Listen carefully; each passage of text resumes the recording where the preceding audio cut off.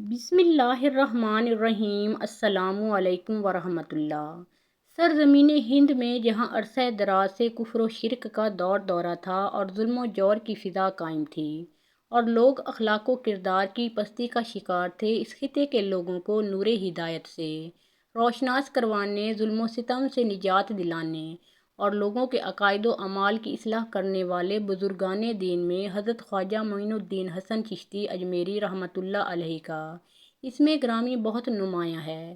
آپ رحمۃ اللہ علیہ کی ولادت 537 ہجری بمطابق 1142 عیسوی کو سجستان یا سیستان کے علاقے سنجر میں ایک پاکیزہ اور علمی گھرانے میں ہوئی۔ آپ کے والد محترم کا نام خواجہ غیاث الدین حسن اور والدہ ماجدہ کا نام بی بی ماہ نور تھا۔ آپ نجیب الطرفین سید تھے۔ آپ کا سلسلہ نسب والد محترم کی طرف سے خلیفہ راشد داماد رسول صلی اللہ علیہ وآلہ وسلم حضرت علی رضی اللہ تعالیٰ عنہ سے جا ملتا ہے۔ جس زمانے میں آپ کی پیدائش ہوئی وہ زمانہ بڑا پرآشوب تھا، ہر طرف قتل و غارت گری کا بازار گرم تھا۔ خصوصاً سجستان کی حالات بہت ہی زیادہ خراب تھے، جس سے تنگ آ کر آپ کے والد محترم نے خراسان جا کر آباد ہونے کا فیصلہ کر لیا اور اپنے اہل و عیال کے ساتھ یہیں آباد ہو گئے۔ اس وقت آپ کی عمر 1 سال تھی۔ آپ نے متقی و پارسا والدین کی آغوش تربیت میں پرورش پائی تھی، اس لیے عام بچوں کی طرح آشنائے لہو لعاب نہ تھے۔ آپ کی ابتدائی تعلیم والد گرامی کے زیر سایہ ہوئی۔ 9 برس کی عمر میں قرآن پاک حفظ کر لیا، پھر ایک مدرسہ میں داخل ہو کر تفسیر و حدیث اور فقہ کی تعلیم حاصل کی اور بہت کم وقت میں کثیر علم حاصل کر لیا۔ جب آپ کی عمر 15 سال کی ہوئی تو والد کا سایہ سر سے اٹھ گیا۔ ابھی آپ کی یتیمی کا داغ دھلا بھی نہیں تھا کہ والدہ صاحبہ بھی وفات پا گئیں۔ والد کے ترکہ سے آپ کو انگوروں کا ایک باغ اور ایک آٹا پیسنے والی چکی ملی تھی، جس کو آپ نے ذریعہ معاش بنایا اور خوشگوار زندگی گزرنے لگی۔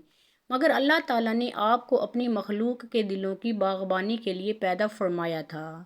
چنانچہ حضرت خواجہ صاحب ایک دن اپنے باغ میں بیٹھے تھے کہ ادھر سے مشہور بزرگ حضرت شیخ ابراہیم قندوزی رحمۃ اللہ علیہ کا گزر ہوا۔ خواجہ صاحب نے انہیں دیکھ کر بڑی عقیدت سے سلام کیا اور باغ میں آنے کی دعوت دی۔ دعوت کا انداز کچھ ایسا تھا کہ شیخ صاحب انکار نہ کر سکے۔ آپ باغ میں داخل ہو گئے۔ خواجہ صاحب نے ان کو بٹھایا اور میٹھے انگوروں کے چند خوشے کھانے کے واسطے پیش کیے۔ حضرت نے انہیں کھا لیا، پھر اپنے تھیلے سے روٹی کا خشک ٹکڑا نکال کر خواجہ صاحب کو عطا کیا اور فرمایا، یہ فقیر کی مہمانی کا بدلہ ہے، اسے کھا لو۔ یہ کہہ کر اٹھے اور چل دیے۔ حضرت خواجہ معین الدین چشتی رحمۃ اللہ علیہ نے جیسے ہی روٹی کا وہ ٹکڑا کھایا، آپ رحمۃ اللہ علیہ کے دل کی دنیا بدل گئی۔ آپ رحمۃ اللہ علیہ کو احساس ہونے لگا کہ یہ دنیا اور اس کی تمام تر رعنائیاں ایک نہ ایک دن فنا ہونے والی ہیں۔ دوسرے دن آپ رحمۃ اللہ علیہ نے باغ اور چکی کو بیچ دیا اور اس سے جو کچھ آمدنی حاصل ہوئی اس کا کچھ حصہ اپنے اخراجات کے لیے رکھا اور باقی کو فقیروں میں تقسیم کر دی اور تلاشی حق میں نکل پڑے۔ کئی مقامات سے گزرتے ہوئے قریہ ہرون پہنچے اور حضرت خواجہ عثمان ہرونی رحمۃ اللہ علیہ کے حلقہ ارادت میں شامل ہو کر فیض حاصل کیا اور 20 سال سفر و حضر میں ان کے ساتھ رہے۔ جب حضرت خواجہ غریب نواز رحمۃ اللہ علیہ اپنے پیر و مرشد حضرت خواجہ عثمان ہرونی رحمۃ اللہ علیہ سے فیوز و برکات حاصل کر کے اللہ تبارک و تعالیٰ کی عطا سے ولایت کے مرتبے پر فائز ہو گئے تو ان کی اجازت سے سفر پر روانہ ہو گئے۔ دوران سفر آپ رحمۃ اللہ علیہ جہاں بھی قیام فرماتے، اگر وہاں آپ رحمۃ اللہ علیہ کی ذرا بھی شہرت ہو جاتی تو کہیں اور تشریف لے جاتے۔ یوں مختلف مقامات سے ہوتے ہوئے آپ رحمۃ اللہ علیہ مکہ مکرمہ پہنچے اور کچھ روز وہاں قیام کرنے کے بعد مدینہ منورہ چلے آئے اور روضہ رسول صلی اللہ علیہ وآلہ وسلم کی زیارت سے مشرف ہوئے اور اس کے قریب مقیم ہو گئے۔ ایک روز خواب میں حضور اکرم صلی اللہ علیہ وآلہ وسلم کا دیدار ہوا۔ آپ صلی اللہ علیہ وآلہ وسلم نے فرمایا، بیٹا حسن، تم آج کے بعد سے معین الدین ہو، یعنی میرے دین کے مددگار ہو۔ جاؤ، ہم نے تمہاری ڈیوٹی ہندوستان میں لگا دی ہے۔ ہندوستان جاؤ اور لوگوں کو دعوت اسلام دو اور میرا کلمہ پڑھا کر میرا غلام بناؤ حضرت خواجہ غریب نواز رحمۃ اللہ علیہ حضور اکرم صلی اللہ علیہ وآلہ وسلم کا حکم سنتے ہی وہاں سے تیار ہوئے، مدینہ منورہ سے ملک شام پہنچے اور ملک شام سے ہوتے ہوئے بغداد پہنچے، بغداد سے ایران ہوتے ہوئے افغانستان پہنچے۔ افغانستان میں ایک علاقہ تھا جس کا نام سبزہ وار تھا۔ اس علاقے کا حاکم بہت ظالم، جابر اور بد کردار تھا۔ اس حاکم کا ایک بہت ہی خوبصورت قسم کا باغ جو کہ شہر کے کچھ فاصلے پر تھا، اس میں طرح طرح کے درخت لگے ہوئے تھے اور ان درختوں پر طرح طرح کے پھل بھی ہوتے تھے۔ اس کے علاوہ بڑے پیارے پیارے پھولوں کے باغیچے لگے ہوئے تھے۔ جب شام کا وقت ہوتا تو ان پھولوں سے ایسی پیاری پیاری خوشبو آتی کہ انسان کی طبیعت میں سرور آ جاتا تھا۔ یہی وجہ تھی کہ ہر روز سبزہ وار کا حاکم شام کو اس باغ میں سیر و تفریح کے لیے آتا تھا اور اس کے تمام ملازمین، تمام خادمین باغ میں سے ہر اس آدمی کو نکال دیتے تھے جو بھی وہاں سیر و تفریح کی غرض سے آیا ہوتا۔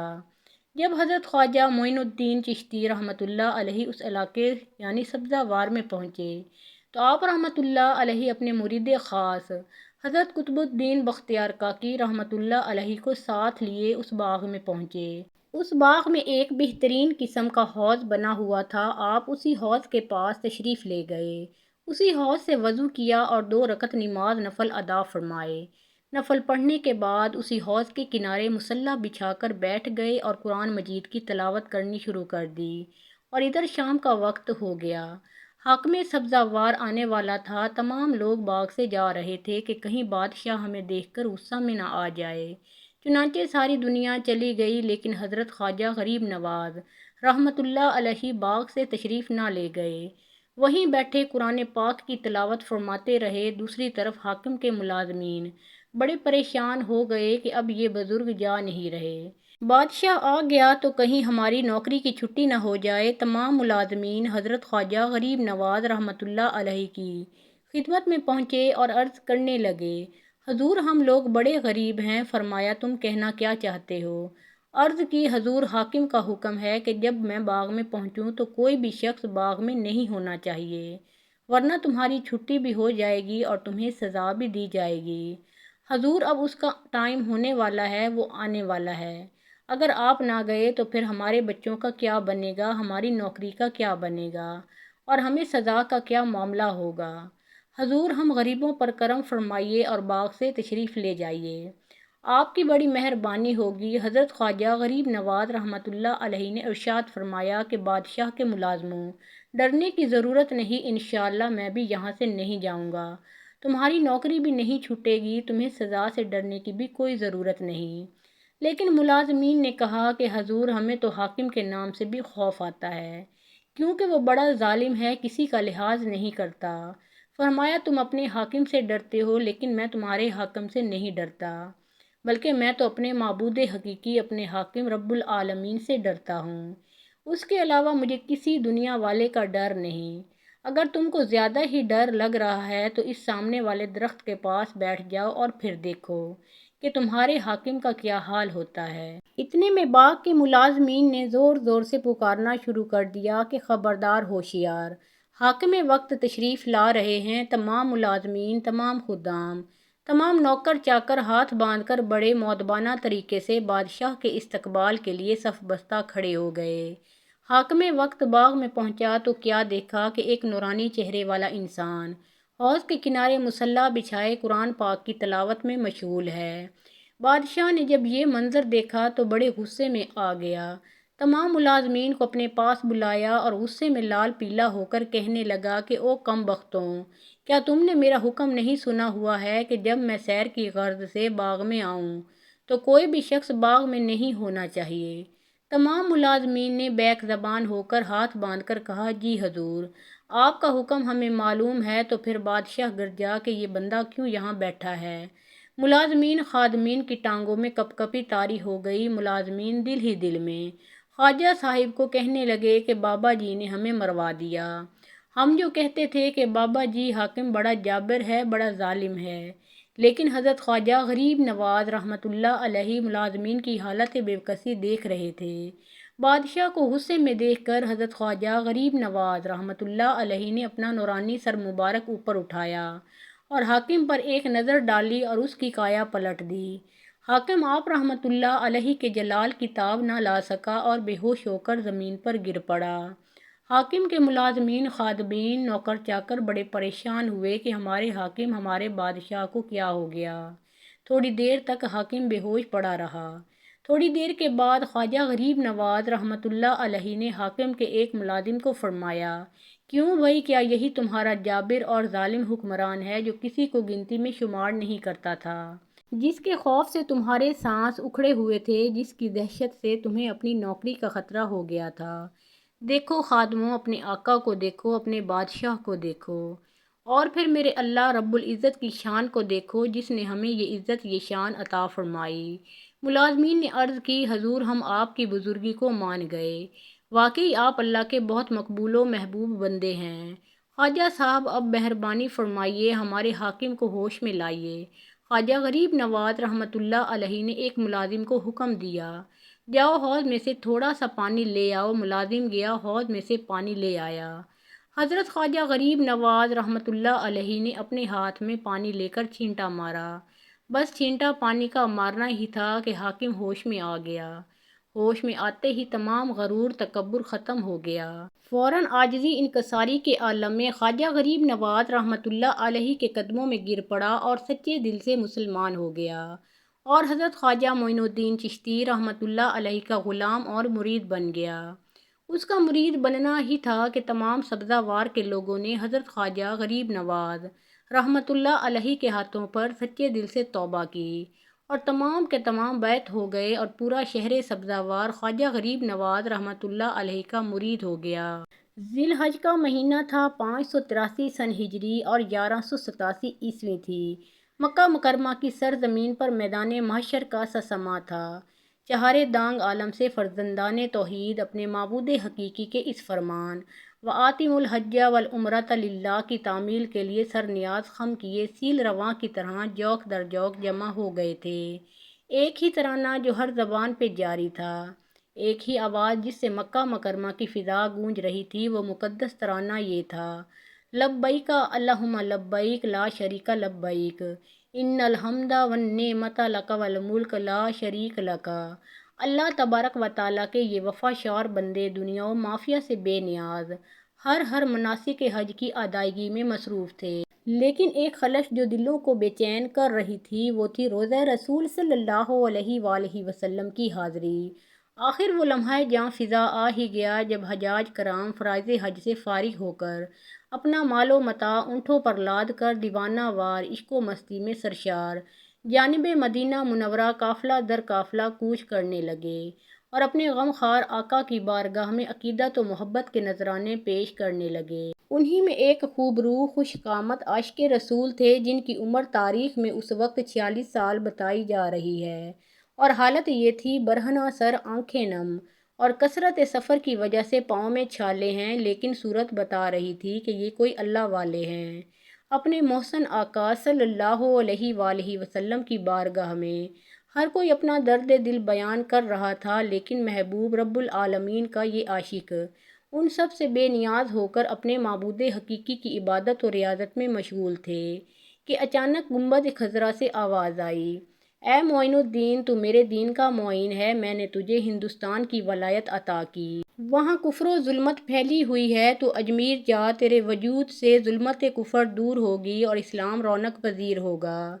ہر دل مخمور اور ہر چہرہ مسرور تھا، اگر کسی چہرے پر پریشانی کی لکیر اور تفکرات کی سلوٹیں نمایاں تھیں تو وہ انہی عاشق رسول کا چہرہ تھا، کیونکہ سلوک و معرفت کا یہ محبتوں بھرا تحفہ انہی کو عطا کیا گیا تھا، یہ مژدہ دل نواز انہی کو سنایا گیا تھا۔ آخر خوشخبری پہ حیران کیوں؟ جب یہ سوال تاریخ کے ورق الٹنے والے مورخوں سے کیا گیا تو جواب ملا، اس وجہ سے کہ وہ انجان تھے اس ملک سے جس کا مژدہ سنایا گیا تھا۔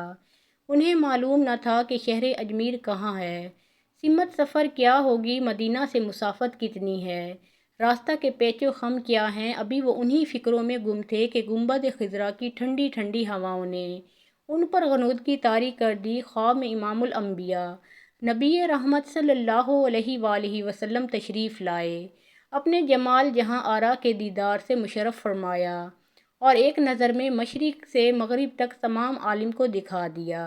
تمام دیار و امصار نگاہوں کے سامنے تھے، شہر اجمیر، وہاں کا قلعہ اور پہاڑیاں نظر آنے لگیں۔ حضور صلی اللہ علیہ وآلہ وسلم نے اپنے اس عاشق صادق کو ایک جنتی انار عطا فرما کر ارشاد فرمایا، ہم تم کو اللہ کے سپرد کرتے ہیں۔ آنکھیں کھولیں تو ہندوستان کا پورا نقشہ پیش نظر تھا۔ چنانچہ تعمیل آقا کے لیے 40 اولیاء کے ساتھ ہندوستان کا رخ کیا۔ مدینہ منورہ سے وہ عاشق صادق بغداد پہنچے، جہاں کچھ دنوں مشائخین وقت سے صحبتیں رہیں۔ پھر 586 ہجری 1190 عیسوی کو بقصد اجمیر بغداد سے عازم سفر ہوئے۔ دوران سفر چشت، خرقان، کرمان، استر آباد، بخارا، تبریز، اصفہان، ہرات، سبزہ وار ہوتے ہوئے بلخ پہنچے، جہاں کچھ ایام قیام کیے۔ پھر بلخ سے روانہ ہو کر سمرقند ہوتے ہوئے غزنی پہنچے، یہاں شمس العارفین عبد الواحد رحمۃ اللہ علیہ سے ملاقات کی اور کچھ دنوں روحانی صحبت گرم رہی۔ پھر اپنے روحانی قافلہ کے ساتھ لاہور پہنچے۔ حضرت ابو الحسن علی بن عثمان حجویری المعروف داتا گنج بخش رحمۃ اللہ علیہ کے مزار اقدس پر حاضری دی اور روحانی فیوز سے مالا مال ہوئے۔ جب روانہ ہونے لگے تو مزار مبارک پر یہ شعر پڑھا: گنج بخش فیض عالم مظہر نور خدا، ناقصاں راہ پیر کامل کاملہ راہ رہنما۔ لاہور سے سمانہ ہوتے ہوئے ہندوستان کی راجدھانی دہلی پہنچ کر راجہ کھانڈے راؤ کے راج محل کے سامنے ایک بت کدہ کے پاس قیام کیے اور اپنے اعلیٰ اخلاق و کردار، سادہ و مؤثر نصیحتوں سے راجے کھانڈے راؤ کے کاریگروں اور بہت سے راجپوتوں کو کلمہ اسلام پڑھنے پر مجبور کر دیا۔ لوگ جوک در جوک آنے لگے اور اسلام کا نور پھیلنے لگا۔ دیکھتے ہی دیکھتے دہلی کی سرزمین پر مسلمانوں کا ایک وسیع حلقہ تیار ہو گیا۔ چونکہ اس مرد مجاہد کی منزل مقصود اجمیر تھی، اس لیے اپنے خلیفہ حضرت قطب الدین بختیار کاکی رحمۃ اللہ علیہ کو دہلی میں خلق خدا کی ہدایت کے لیے چھوڑ کر عازم اجمیر ہو گئے۔ چند سکہ مورخوں کے مطابق وہ مرد مجاہد 587 ہجری 1191 عیسوی کو وارد اجمیر ہوئے، جہاں روز اول ہی سے باطن شکن کرامتوں کے ظہور نے ایک بوریا نشین درویش کی روحانی عظمت و قوت کا سکہ اہل اجمیر کے دلوں پر بٹھا دیا۔ اجمیر کے عوام و خواص کی کثیر تعداد شرک و بت پرستی کے کیر و عمیق سے نکال کر فرمان باری تعالیٰ وَرَأَيْتَ النَّاسَ يَدْخُلُونَ فِي دِينِ اللَّهِ أَفْوَاجًا کی ڈور سے منسلک ہونے لگی، اور ایک وقت وہ آیا کہ شہر اجمیر کی پوری فضا کلمہ توحید سے گونجنے لگی۔ قبل ازیں کہ اس مرد خدا کی کچھ کرامتیں سپرد کرتاس کی جائیں، نام و نسب اور ولایت و بچپن کا بیان بھی ضروری ہے۔ تاریخ میں اس عظیم مرد مجاہد کا نام معین الدین بتایا جاتا ہے، جنہیں والدین پیار سے حسن کہا کرتے تھے اور غریب پروری کی وجہ سے غریب نواز کے نام سے بھی مشہور ہوئے۔ والد محترم کا نام خواجہ غیاث الدین حسن ہے، جو زہد و ورع، تقویٰ و طہارت میں ممتاز اور علم ظاہر و باطن سے بھی آراستہ تھے۔ یہ 8ویں پشت میں حضرت موسیٰ کاظم کے پوتے ہوتے ہیں، اور والدہ ماجدہ کا نام بی بی ام الورا ہے، جو بی بی ماہ سے مشہور تھیں۔ یہ بھی بلند کردار، پاکیزہ باطن خاتون تھیں۔ حضرت خواجہ غریب نواز کی ولادت بسعادت 537 ہجری 1142 کو موضع سنجر علاقہ سجستان میں ہوئی۔ آپ نے متقی و پارسا والدین کی آغوش تربیت میں پرورش پائی تھی، اس لیے عام بچوں کی طرح آشنائے لہو لعب نہ تھے۔ ابتدائی تعلیم والد گرامی کے زیر سایہ ہوئی۔ 9 برس کی عمر میں قرآن پاک حفظ کر لیا، پھر ایک مدرسہ میں داخل ہو کر تفسیر و حدیث اور فقہ کی تعلیم حاصل کی اور بہت قلیل مدت میں کثیر علم حاصل کر لیا۔ جب عمر شریف 15 سال کی ہوئی تو والد کا سایہ شفقت سر سے اٹھ گیا۔ ترکہ پدری سے ایک باغ اور ایک چکی ملی تھی، جس کو آپ نے ذریعہ معاش بنایا اور خوشگوار زندگی گزرنے لگی، مگر قدرت نے آپ کو اپنی مخلوق کے دلوں کی باغبانی کے لیے پیدا فرمایا تھا۔ چنانچہ ایک دن ایک مجذوب حضرت ابراہیم قندوزی رحمۃ اللہ علیہ باغ میں تشریف لائے اور سوکھی روٹی کا ایک ٹکڑا کھلا کر دل کی دنیا میں انقلاب پیدا کر دیا۔ فوراً حضرت خواجہ غریب نواز نے باغ اور چکی بیچ کر اس کی قیمت فقراء میں تقسیم کر دی اور تلاشی حق میں نکل پڑے۔ کئی مقامات سے گزرتے ہوئے قریہ ہرون پہنچے، جہاں حضرت خواجہ عثمان ہرونی نے آپ کو اپنے حلقہ ارادت میں داخل فرما کر اپنی 2 انگلیوں کے درمیان سے اوپر عرش اعظم اور نیچے تحت الثریٰ دکھا دیا۔ 20 سال تک اپنے مرشد کی خدمت کرتے رہے، یہاں تک کہ ایک دن پیر و مرشد نے آپ کو ساتھ لے کر خانہ کعبہ کا سفر کیا۔ طواف و زیارت کے بعد ہاتھ پکڑ کر حق تعالیٰ کے سپرد کر دیا۔ جب زیر حتیم کعبہ مناجات کی تو ندا آئی، ہم نے معین الدین کو قبول کیا۔ بعد ازاں بارگاہ آقا صلی اللہ علیہ وآلہ وسلم میں حاضر ہو کر بحکم مرشد حضرت خواجہ نے سلام عرض کیا تو روضہ انور سے اس طرح جواب ملا: وعلیکم السلام یا قطب المشائخ برو بحر۔ یہ تو مرشد برحق کے ساتھ کا واقعہ ہے، لیکن جب دوسری مرتبہ اپنے مرید خاص حضرت قطب الدین بختیار کاکی رحمۃ اللہ علیہ کو ساتھ لے کر حج و زیارت کے لیے تشریف لے گئے تو ایک دن کا واقعہ ہے کہ آپ حرم کعبہ کے اندر یاد الہی میں مشغول تھے کہ ہاتف کی آواز سنی: اے معین الدین، ہم تجھ سے خوش ہیں، تجھے بخش دیا، جو کچھ چاہیے مانگ تاکہ عطا کروں۔ اور جب روضہ انور کی زیارت کے لیے پہنچے تو یہ خوشخبری سنی: اے معین الدین، تو میرے دین کا معین ہے، ہندوستان کی ولایت میں نے تجھے عطا کی۔ یہی وہ بشارت عظمیٰ ہے جس سے میں نے اپنے مقالہ کا آغاز کیا تھا، اب لگے ہاتھ ہوں۔ حضرت خواجہ غریب نواز رحمۃ اللہ علیہ کی چند بصیرت افروز کرامتیں بھی ملاحظہ فرمائیں۔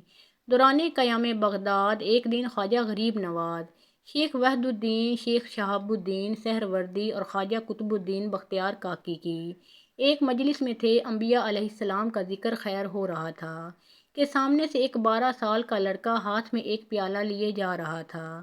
دوسری کتابوں میں تیر و کمان کا ذکر ہے۔ جب بزرگوں کی نگاہیں اس پہ پڑیں تو حضرت خواجہ غریب نواز نے فرمایا: یہ لڑکا ایک دن دہلی کا بادشاہ بنے گا۔ چنانچہ یہی وہ لڑکا شمس الدین التمش کے نام سے دہلی کا بادشاہ گزرا ہے۔ ایک مرتبہ حضرت خواجہ غریب نواز اپنے مریدوں کے ساتھ ایک گھنے جنگل سے گزر رہے تھے کہ وہاں بسنے والے ڈاکوؤں نے آپ کے مریدوں پر حملہ کر دیا اور لوٹ مار شروع کر دی۔ یہ دیکھ کر حضرت خواجہ غریب نواز نے جب نگاہ جمال ان ڈاکوؤں پر ڈالی تو وہ کانپنے لگے اور قدموں میں گر پڑے، چھینا ہوا سامان واپس کیا اور آپ کے دست حق پرست پر سب کے سب مشرف با اسلام ہوئے۔ کلمات الصادقین میں لکھا ہے کہ ایک دن حضرت خواجہ غریب نواز کا گزر کفار کے ایک بت کدے کی طرف سے ہوا۔ اس وقت 7 کافر بت پرستی میں مشغول تھے۔ آپ کا جمال جہاں آرا دیکھتے ہی بے بس ہو گئے اور قدموں میں آ کر گر گئے، فوراً توبہ کی اور مشرف با اسلام ہو گئے۔ آپ نے ان میں سے ایک کا نام حمید الدین رکھ دیا۔ چنانچہ شیخ حمید الدین دہلوی ان 7 حضرات میں سے ایک ہیں جنہوں نے شہرت پائی۔ ایک روز حضرت خواجہ غریب نواز صحرا سے گزرے، وہاں آتش پرستوں کا ایک گروہ آگ کی پرستش میں مشغول تھا۔ حضرت خواجہ غریب نواز نے ان لوگوں سے آتش پرستی کے بارے میں دریافت کیا تو انہوں نے جواب دیا کہ ہم لوگ آگ کو اس لیے پوجتے ہیں کہ دوزخ میں یہ آگ ہمیں تکلیف نہ پہنچائے۔ آپ رحمۃ اللہ علیہ نے فرمایا: دوزخ سے بچنے کا طریقہ یہ نہیں بلکہ نار دوزخ سے بچنے کے لیے خالق نار کی پوجا کرو، پھر یہ آگ تمہیں کوئی نقصان نہیں پہنچائے گی۔ تم لوگ اتنے دنوں سے آگ کی پوجا کرتے ہو، ذرا اس میں اپنا ہاتھ ڈال کر دکھاؤ۔ ان لوگوں نے جواب دیا: آگ کا کام جلانے کا ہے، ہمارا ہاتھ تو جل جائے گا، لیکن اس بات کا کیا ثبوت ہے کہ حق پرستوں کو آگ نہ جلائے گی؟ حضرت خواجہ غریب نواز نے فرمایا: دیکھو، ہم اللہ کے پرستار ہیں، یہ آگ ہمارے جسم کو تو دور کی بات ہماری جوتی کو بھی نہیں جلا سکتی۔ یہ فرما کر آپ رحمۃ اللہ علیہ نے اپنی ایک جوتی آگ میں ڈال دی۔ بہت دیر تک وہ آگ میں رہی مگر اس پر آگ کا ذرا سا بھی اثر نہ ہوا۔ یہ دیکھ کر سب مسلمان ہو گئے۔ جب حضرت خواجہ غریب نواز اجمیر میں مقیم ہوئے اور وہاں آپ کی ذات بابرکت سے کرامتوں کا مسلسل ظہور ہونے لگا اور لوگ اسلام کی صداقت کے معترف ہونے لگے، پرتھوی راج کی دفاعی کوششوں کے باوجود حضرت خواجہ غریب نواز کا اثر بڑھنے لگا تو پرتھوی راج دل سے حضرت خواجہ غریب نواز کا دشمن ہو گیا۔ جوگی جے پال کی ناکامی اور اس کے قبول اسلام کے بعد پرتھوی راج کی آتش عداوت تیز ہو گئی اور وہ حضرت خواجہ غریب نواز کو اجمیر سے نکالنے کا منصوبہ بنانے لگا۔ جب وہ اپنے منصوبے کو عملی شکل دینے کا ارادہ کرتا تو اندھا ہو جاتا اور جب باز آتا بینائی واپس آ جاتی۔ اس کرامت کو بار بار دیکھنے کے باوجود بھی شرک و بت پرستی کی ظلمت اس کے دل سے نہ نکل سکی۔ بالآخر وہ اپنے کیفر کردار کو پہنچا۔